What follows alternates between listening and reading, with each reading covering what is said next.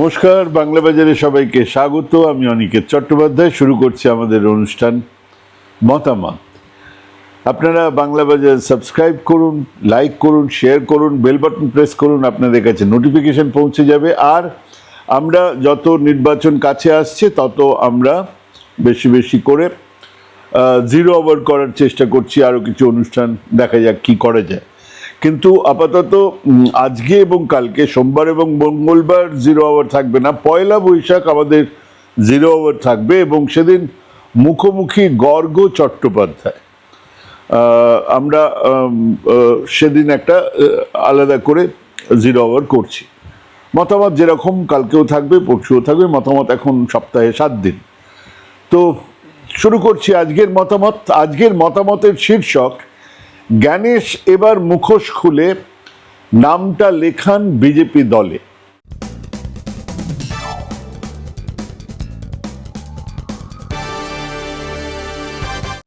সেই 1952 থেকে দেশে নির্বাচন হচ্ছে। বহু সমস্যা সেই শুরু থেকেই আছে। এমন নয় যে সবটা খুব সাধারণ, খুব ভালো, খুব গণতান্ত্রিক ছিল। আগে দলিত মহল্লার মানুষজনকে ভোটের দিন বেরোতে দেওয়া হতো না, বেরোতেই দেওয়া হতো না। আগে বুথ দখল হতো, বিরোধী প্রার্থীদের বলতে দেওয়া হতো না। কিন্তু ধীরে ধীরে আমরা খানিকটা পাল্টে যাওয়া ছবি দেখছিলাম। সেই ছবিও যে খুব ভালো তাও নয়। নির্বাচন ধীরে ধীরে একটা অসম্ভব অর্থের জায়গা থেকে, মানে প্রচুর টাকা না হলে নির্বাচন লড়া যাবে না, নির্বাচনের প্রচার করা যাবে না। যাদের কাছে টাকা আছে তারা মোটামুটি সেন্টার স্টেজ দখল করছিল, এরকম একটা অবস্থা এখনো আছে। ধরুন 2019 লোকসভার ছবি। এই বাংলাতেই ভোটের পরে বিজেপির নেতারা বলেছিলেন সিআরপিএফ কেন্দ্রীয় বাহিনী অনেকটাই আটকে দিয়েছে, ভোট নিয়ে তারা মোটের ওপরে খুশি। 2019-এই বলেছিলেন বিজেপি নেতারা খুশি, এবং তারপরে ওরা নেচেও ছিলেন 18টা এসে গেছে, 18টা এসে গেছে। এবার 2021 আবার সেই সিআরপিএফ আবার সেই সমস্ত কিছু আমলাদের পরিবর্তন করে একে ওকে তাকে সরিয়ে দিয়ে ভোটের আগেই শুভেন্দু অধিকারী বলেছিলেন আগের কথা ভুলে যান, এবার প্রতিটা বুথ সিআরপিএফ একটা হাড়ও আস্ত থাকবে না, ঠিক এই কথা বলেছিলেন। এবং হয়ে যাওয়ার পরে মোটের ওপরে বিজেপির থেকে বলা হয়েছিল যে হ্যাঁ, এবারে কিন্তু তৃণমূল সেই ভোটটা করতে পারেনি, কিন্তু ফলাফল তো তাদের পক্ষে যায়নি। এবারে যা যা হচ্ছে তার সবটাই একেবারে অসম্ভব অন্যরকম। এরকম আমরা আগে কোনোদিন দেখিনি। 52 সাল থেকে নির্বাচনের আজ পর্যন্ত এই রকম ছবি কেউ কখনো দেখেনি। আর সেটা শুরু হয়েছে ওই ওনাকে বসানোর পর থেকে। হ্যাঁ, এই জ্ঞানেশ কুমারকে দিল্লির এমনকি আমলা মহলেও সঙ্গী জ্ঞানেশ বলে ডাকে। মানে তারা একে জ্ঞানেশ কুমারকে সঙ্গী জ্ঞানেশ বলে ডাকেন। মানে ইনি কেবল অমিত শাহের পুরাতন ভৃত্য এমনটাই নন, ইনি আরএসএস-এরও পুরনো লোক। এসেছেন নির্দিষ্ট লক্ষ্য নিয়ে। 3টে কাজ এনাকে দেওয়া হয়েছে, 3টে কাজ উনি নিষ্ঠার সঙ্গে করে যাচ্ছেন। প্রথম কাজটা হলো তৃণমূলকে যে যত রকমভাবে হয় ডিস্টার্ব করা, তাদেরকে তাদের বিভিন্ন রকম তাদের যে কথাবার্তা সেটাকে না শোনা, এটা 1 নম্বর কাজ। 2 নম্বর কাজ হচ্ছে গিয়ে তৃণমূলের যে ভোট ব্যাংক, মহিলা ভোট এবং যে মুসলমান সংখ্যালঘু ভোট ব্যাংক, সেটাকে যতখানি পারা যায় ড্যামেজ করা। এবং 3 নম্বর হচ্ছে গিয়ে যে পুরো অ্যাডমিনিস্ট্রেশনটা যাতে বিজেপির হয়ে কাজ করে তার জন্য চেষ্টা করে যাওয়া। এই 3টে কাজ ওনাকে দেওয়া হয়েছে এবং অত্যন্ত নিষ্ঠার সঙ্গে তিনি সেগুলো পালন করে যাচ্ছেন। বদলে উনি দেশের অন্যতম সাংবিধানিক সংস্থার সর্বোচ্চ পদে আসেন। বদলে ওনার জন্য আলাদা করে সংসদে বিল এনে বলে দেওয়া হয়েছে যে আজ নয় কোনোদিনই এই চিফ ইলেকশন কমিশনারকে তার দায়িত্ব থাকাকালীন কোনো সিদ্ধান্তের জন্য আদালতে বিচার করা যাবে না। মানে এক স্থায়ী রক্ষা কবচ দিয়ে হনুমানকে ছেড়ে দেওয়া হয়েছে, যা তুই এবার যা পারিস কর। কতটা নির্লজ্জ! আপনাদের মনে নিশ্চয়ই থাকবে চণ্ডীগড় মেয়র নির্বাচনে সিসিটিভিতে দেখা গেল দায়িত্বে থাকা আমলা বিরোধীদের ভোট কালি দিয়ে নিজেই কেটে বাতিল বলে ঘোষণা করছেন। এখন ঘটনা হলো যে সেই সিসিটিভির ফুটেজ বিরোধীরা আগে থেকে নিজেরাই জোগাড় করে ফেলেছিলেন, যার ফলে সেটা বাতিল করা হলো, সেখানে ধরা পড়ে গেল। মানে সিসিটিভি একটা খুব গুরুত্বপূর্ণ ব্যাপার, তাই না? এবারে আমাদের বাংলাতে বলা হয়েছে সেই সিসিটিভি 20 মিনিটের বেশি বন্ধ থাকলে নাকি ভোটই বাতিল করে দেওয়া হবে। প্রতিটা বুথের ভেতরে 2টো করে সিসিটিভি আর বাইরে একটা করে সিসিটিভি থাকবে, মানে 3টে করে সিসিটিভি। সেটা আবার এই নির্বাচন কর্তারা কলকাতা চাইলে দিল্লিতে বসেও দেখতে পাবেন। কিন্তু এই মোদিজির সরকার আইন পাশ করিয়ে জানিয়ে দিয়েছে যে কোনো সিসিটিভি ফুটেজ চাইলে তা দিতে বাধ্য নয় এই ইলেকশন কমিশন। এর মানে কি? ইলেকশন কমিশনার এর একটা ব্যাখ্যা দিয়েছেন যে আমার ঘরের মা বোনেরা সেখানে লাইনে দাঁড়িয়ে আছেন, সেই ফুটেজ কি পাবলিক করে দেওয়া যায়? মানে আপনারা ঘরে বসে একান্তে বসে বসে দেখবেন, পাবলিক দেখতে পাবে না। যখন ডিসপিউট হবে তখন সেটা দেখতে পাবে না। তো ডিসপিউটের জন্যই তো করা হয়েছে সিসিটিভিটা। সিসিটিভি তো দৃশ্য দেখার জন্য নয়, সিসিটিভি তো চুরি ধরার জন্য, সিসিটিভি তো বদমাইশি ধরার জন্য। তো যখন ডিসপিউট হবে তখন ওনারা বলছেন না আমরা এটা এমনকি আদালতকেও দিতে বাধ্য নই। এর মানে হলো কোনো এক জায়গাতে যদি বিজেপির লোকজন বুথ লুট করে, তা নিয়ে যদি জটিলতা বাড়ে, তাহলেও সেই ফুটেজ হাইকোর্টের হাতেও দিতে বাধ্য নয় এই জ্ঞানেশ কুমার। 1 বছর আগে লোকনীতি সিএসডিএস একটা সমীক্ষা চালিয়েছিল, খুব ইন্টারেস্টিং সমীক্ষাটা। দেখা গেছে যে 6টা রাজ্যে কমিশনের ওপরে মানুষের আস্থার উল্লেখযোগ্যভাবে বাটা পড়েছে। 6টা রাজ্যে করা হয়েছিল, আর আস্থাহীন মানুষের সংখ্যা হু হু করে বেড়েছে। উত্তরপ্রদেশ, দিল্লিতে 2019-এ যেখানে মাত্র 11% মানুষ নির্বাচন কমিশনকে অবিশ্বাস করত, সেখানে এই মুহূর্তে সেই সংখ্যা উত্তরপ্রদেশে 31% আর দিল্লিতে 30% পৌঁছেছে। কেরালায় সেই হার 10% থেকে বেড়ে 24%, মধ্যপ্রদেশে 6% থেকে বেড়ে 22%। এই সমীক্ষার সামগ্রিক ফলাফল আরও অনেক উদ্বেগজনক। প্রায় 21.7% অংশগ্রহণকারী মনে করেন নির্বাচন কমিশন সম্পূর্ণভাবে সরকারের মোদি শাহের চাপে কাজ করছে, আর 31.7% মনে করেন কিছুটা চাপের মধ্যে নির্বাচন কমিশন কাজ করছে। মাত্র 11.6% মানুষ বিশ্বাস করেন যে কমিশন কোনোভাবেই কোনো চাপে নেই। মানে 53% মানুষ নির্বাচন কমিশনারকে কোনো না কোনোভাবে সন্দেহের চোখে দেখছে। যে মানুষ বুথে আসছেন, ভোট দিচ্ছেন, কিন্তু সেই মানুষজনের এই ভোট দিয়ে যে সরকার বদল হবে সে বিশ্বাস মানুষের আস্তে আস্তে উঠে যাচ্ছে। এ খুব সাংঘাতিক ব্যাপার। এই মুহূর্তে যদি পশ্চিমবঙ্গে আসা হয়, পশ্চিমবঙ্গে এই সমীক্ষাটা করা হয়, তাহলে বুঝতে পারবেন এই নির্বাচন কমিশনের করা এসআইআর এর ফলে এতটা অবিশ্বাস জন্মেছে। আমার ধারণা 60-70% বেশি মানুষ বলবেন যে এই কমিশনের ওপরে কোনো বিশ্বাসই নেই। 2021 সালে সুপ্রিম কোর্ট এক ঐতিহাসিক রায়ে নির্দেশ দিয়েছিল যে মুখ্য নির্বাচন কমিশনার এবং অন্যান্য নির্বাচন কমিশনারদের নিয়োগের জন্য একটা নির্বাচন কমিটি গঠন করতে হবে, যেখানে প্রধানমন্ত্রী, লোকসভার বিরোধী দলের নেতা এবং ভারতের প্রধান বিচারপতি থাকবে। স্বাভাবিকভাবে তিনটে আলাদা আলাদা এরিয়া, অন্তত একটা ধরনের নিরপেক্ষতা আমরা এনাদের কাছ থেকে আশা করতে পারি। বিচারপতি বিরোধী দলনেতা বিরোধী দলের কথা বলবেন, প্রধানমন্ত্রী নিশ্চয়ই সরকারি দলের কথা বলবেন। এই রায় নির্বাচন কমিশনের নিরপেক্ষতা নিশ্চিত করার জন্য একটা খুব গুরুত্বপূর্ণ পদক্ষেপ ছিল। এই রায়ের কার্যকারিতা, বলা যায় এই রায়টার স্পিরিটকে, মূল বিষয়টাকে নস্যাৎ করার জন্য কেন্দ্র সরকার 2023 সালে একটা নতুন আইন নিয়ে চলে আসলো। আইন পাশ করানো হলো। এই আইনে প্রধান বিচারপতিকে সরিয়ে দিয়ে একজন কেন্দ্রীয় ক্যাবিনেট মন্ত্রীকে বসানো হলো। তাহলে দাঁড়ালোটা কি? এর ফলে নির্বাচন কমিটির মধ্যে সরকারের সংখ্যাগরিষ্ঠতা 2:1, যা কার্যত নিয়োগ প্রক্রিয়াকে সরকারের একটা একচ্ছত্র নিয়ন্ত্রণে নিয়ে চলে গেছে। মানে সরকার যাকে চাইবে তাকেই চিফ ইলেকশন কমিশনার বানাবে, আর তিনি একজন অনুগত হতেই পারেন যিনি বিরোধী দলনেতার আনা অভিযোগের তদন্ত না করে সাংবাদিক সম্মেলনে দেশের সংসদের বিরোধী দলনেতাকে বলেন এফিডেভিট করুন, তারপর দেখব। যিনি সংসদের দ্বিতীয় বৃহত্তম দলের প্রতিনিধিদের বলতে পারেন গেট লস্ট, চলে যান এখান থেকে। নির্বাচিত প্রতিনিধিকে বলতে পারেন এই কথা। নির্বাচিত মুখ্যমন্ত্রীর দিকে আঙুল তুলে কথা বলতে পারেন। তার কারণ তিনি তো দেশকে সার্ভ করতে আসেননি, তিনি তো দেশের মানুষের জন্য কাজ করতে আসেননি, তিনি কাজ করতে এসেছেন একটা দলের জন্য। সেই কাজটা তিনি করছেন। এই ঘটনাটা শুধু এক প্রশাসনিক পরিবর্তন নয়, এটা একটা সুপরিকল্পিত পদক্ষেপ যা গণতন্ত্রের মূল ভিত্তি চেক অ্যান্ড ব্যালেন্স ব্যবস্থাকেই ভেঙে দিচ্ছে। সুপ্রিম কোর্ট যখন নির্বাচন কমিশনের স্বাধীনতা নিশ্চিত করতে চেয়েছিল, তখন নতুন আইন এনে সরকার সেই স্বাধীনতার পথটাকেই বন্ধ করে দিল। এর ফলে এক সাংবিধানিক সংস্থা তার নিরপেক্ষতা হারিয়ে দলীয় স্বার্থের অধীনে চলে যেতে বাধ্য হবে, হচ্ছেও তাই। এই পদ্ধতি ভবিষ্যতে অন্য কোনো সরকারকে একই কাজ করতে উৎসাহিত করবে। বিজেপি ভাবছেন ওনারা চিরকালের থাকবেন, তা তো হয় না।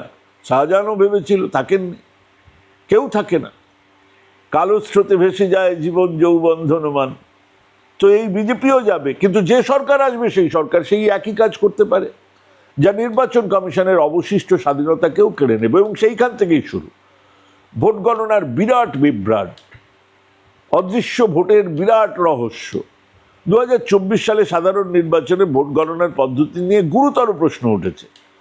সেটা একটা বড় চিন্তার কারণ। ভোট ফর ডেমোক্রেসি, ভিআইডি বলে একটা বিশেষজ্ঞ গোষ্ঠীর লাগাতার চালিয়ে যাওয়া একটা গবেষণা তারা চালিয়ে গেছে, এবং তারা জানাচ্ছে নির্বাচনে প্রাথমিক এবং চূড়ান্ত ভোটার সংখ্যার মধ্যে এক বিশাল গোলমেল ছিল।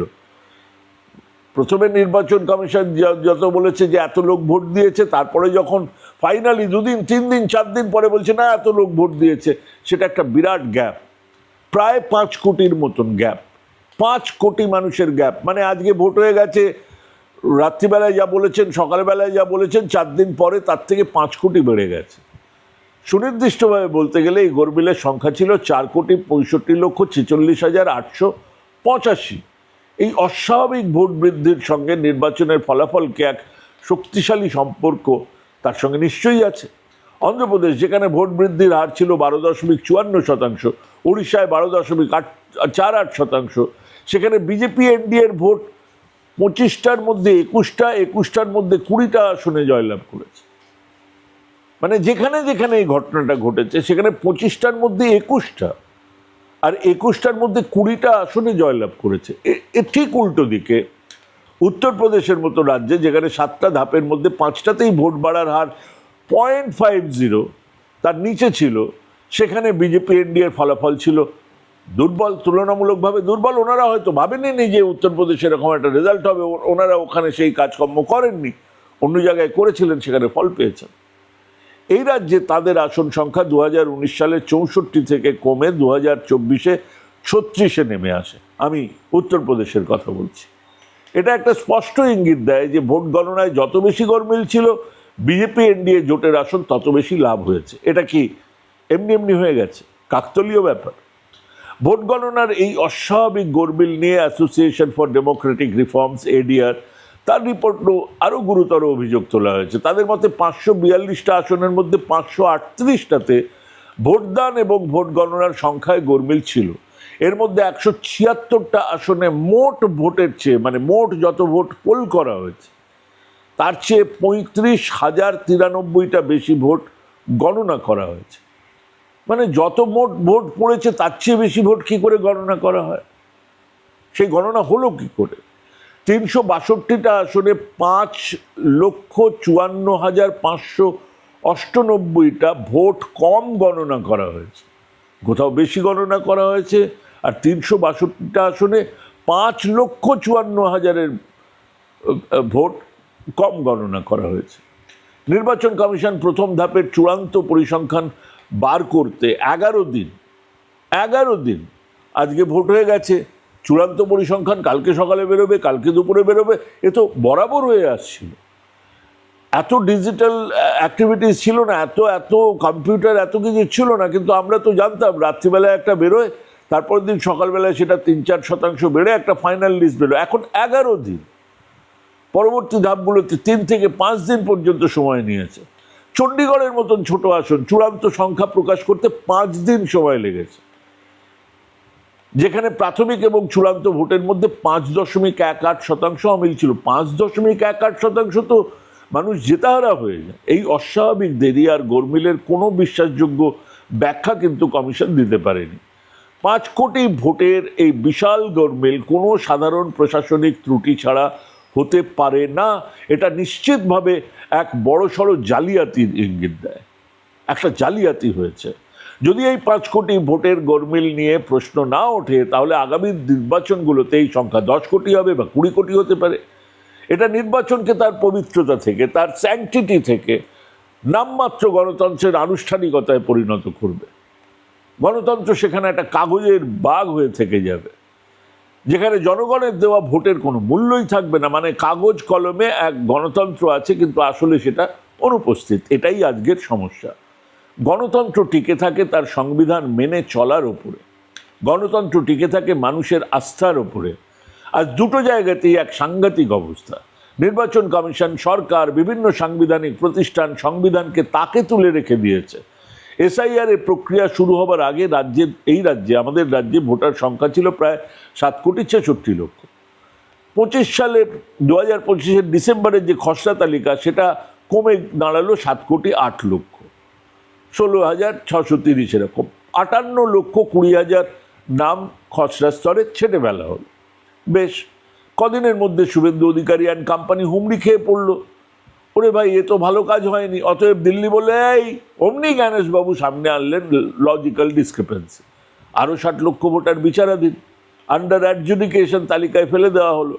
এরপরে বিচার প্রক্রিয়াটার মধ্যে মজার ব্যাপার হলো, সুপ্রিম কোর্টের এক নির্দেশ যে পশ্চিমবঙ্গের এই বিশাল সংখ্যক মামলা দ্রুত নিষ্পত্তির জন্য ঝাড়খণ্ড, উড়িষ্যা থেকে বিচার বিভাগীয় আধিকারিক নিয়োগ করা হবে।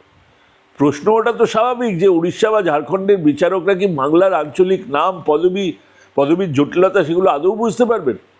পারবেন কি পারবেন না জানি না। কোর্ট বলেছিল যে ভৌগোলিকভাবে তারা কাছাকাছি, সেই জন্য তারা কিছুটা বুঝতে পারবেন। এবার তাদের সময় 2 মিনিট করে যোগেন্দ্র যাদব হিসেব দেখিয়ে অঙ্ক কষে বোঝাচ্ছেন যে 2 মিনিট করে তারা সময় পেয়েছেন একটা যে আবেদন, সেই আবেদনটা বিচারাধীন একজনের নামকে বিচার করার জন্য। যা হবার তাই হয়েছে।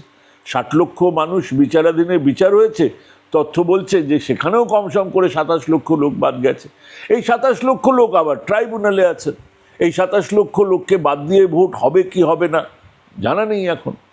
যদি হয় তা অন্যায়, যদি হয় তা অগণতান্ত্রিক, যদি হয় তাহলে সেই সরকার অবৈধ। কেবল নাম বাদ দিলেও তো হবে না, ভোটটাও করাতে হবে। তাই 15ই মার্চ 2026 ভোটের দিনক্ষণ ঘোষণার পরেই এই জ্ঞানেশ কুমার রাজ্যের শীর্ষ আমলাদের সরিয়ে দিলেন। মুখ্য সচিবকে সরানো হচ্ছে, স্বরাষ্ট্র সচিবকে সরানো হচ্ছে, রাজ্য পুলিশের ডিজিপিকে সরানো হচ্ছে, কলকাতা পুলিশ কমিশনারকে সরানো হচ্ছে, জেলা স্তরে এসপিদের সরানো হচ্ছে, তারপরে আইসি ওসিদের সরানো হচ্ছে। সবাইকে সরাচ্ছে এবং তার বদলে পছন্দের আধিকারিকদের বসানো শুরু হচ্ছে। এটা কি? এরপরে হাবিলদারদের সরানো হবে এবং যাদের আনা হবে তাদের মুখোশ কিছুদিন পরে খুলবে। তাদের সঙ্গে যোগাযোগ আছে বিজেপির, আজকে সেগুলো বোঝা যাচ্ছে। মাননীয় জ্ঞানেশবাবু, এই আমলা দামলা সরিয়ে কিন্তু কাজের কাজ কিচ্ছু হবে না। নির্বাচিত মুখ্যমন্ত্রীকে সরিয়ে দিয়ে একজন নতুন মুখ্যমন্ত্রীকে আনুন, তাহলে আপনার কাজটা সোজা হয়ে যাবে। মানে আপনিই মুখ্যমন্ত্রী ঠিক করে দিন, না হলে আপনার ইচ্ছে পূরণের কোনো চান্স নেই, আর সেটা করার ধক আপনার নেই। এই আমলা সরানো আসলে চমকানো ধমকানো। সঙ্গী জ্ঞানেশ কুমারের ধারণা এসব করে তিনি প্রভুদের সেবা করছেন না। উল্টে জেনে রাখুন, এই প্রত্যেকটা পদক্ষেপ বুমেরাং হয়ে ফিরে যাবে ভোটের বাক্সে। ইতিমধ্যেই এত কিছুর পরে ওই গদি মিডিয়ার সমীক্ষাতেও একজনও বাংলাতে বিজেপিকে 110-115-র বেশি দিতে পারছেন না। হ্যাঁ, মানুষ দেবে ভোট, আমলারা নয়। মানুষের কাছে যত স্পষ্ট হবে এই অগণতান্ত্রিক চেহারা, তত ক্ষোভ দানা বাঁধবে। হ্যাঁ, 5 বছর পরে 7 রাজার ধন এক মানিকে এই ভোট দেবার অধিকার নিয়ে মানুষ বড্ড সেন্সিটিভ। ছলে বলে কৌশলে সেই ভোটের অধিকার কেড়ে নিতে চাইলে কপালে দুঃখ আছে। আসলে ওনারা বুঝতেই পারছেন না যে ঠিক কি করলে মমতা হারবেই, তৃণমূল হারবেই, এরকম একটা আবহাওয়া তৈরি করা যায়। টাস্ক দেওয়া হয়েছে, যান গিয়ে মমতাকে হারান, এটাই আপনার টাস্ক। তারা ভাবছে এই রে হচ্ছে না তো। সেই হাওয়াটা তৈরি করা যাচ্ছে না। ওনারা রোজ দাঁড়াচ্ছেন, ফর্ম 6 দিয়ে সমস্ত হিসেব গুবলেট করা তালে ছিলেন, সেটাও দাঁড়িয়েছেন। সব চলছে সেই দিল্লির প্রভুদের ইচ্ছায়, তাদের নির্দেশে লজিক্যাল ডিসক্রিপেন্সি, তাদের নির্দেশে বিচারাধীন, তাদের নির্দেশে ঢালাও বদলি, তাদের নির্দেশে নির্বাচন ঘোষণার আগে রুটমার্চ। এবং তাকিয়ে দেখুন, সেই পুরাতন অনুগত ভৃত্যের মতন নির্বাচন কমিশন সেসব নির্দেশ অক্ষরে অক্ষরে পালন করছেন। কিন্তু সমস্যা হলো মানুষকে নিয়ে, ভোটারকে নিয়ে। রাজ্যের ভোটারদের বাদ দিয়ে বাইরে থেকে ভোটার আমদানি করেই একমাত্র ওই দখলদারি সম্ভব, না হলে সম্ভব নয়। এবং আরও বড় সমস্যা হলো, এবারে এত কিছু করার পরেও যখন দেখবেন সেই হিসেব মিলল না, তখন পরের নির্বাচনে করবেনটা কি? কিছু বাদ রাখুন, সব অস্ত্র তো বার করে ফেলেছেন। এরপর কিন্তু প্রস্তর যুগে ফিরে যেতে হবে। ভাবুন, ভাবুন, ভাবতে থাকুন, প্র্যাকটিস করুন। ভালো থাকবেন, সুস্থ থাকবেন। আজকে এখানে শেষ করছি। নমস্কার।